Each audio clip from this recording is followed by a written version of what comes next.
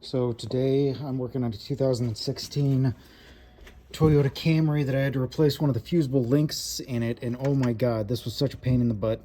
Obviously the 10 clips are here, here, here, and then this guy was kind of difficult to get at down here.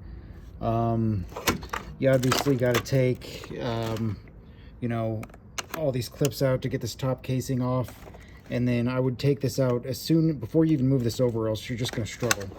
And then this white guy at the bottom here, the way that you get him off is he's up in there, and then on the back there's that little clip right there. So you got to go onto the other side of this, on the back side, get that clip off, get it out, and then you can access the two screws to get the freaking fusible link out. Oh my god.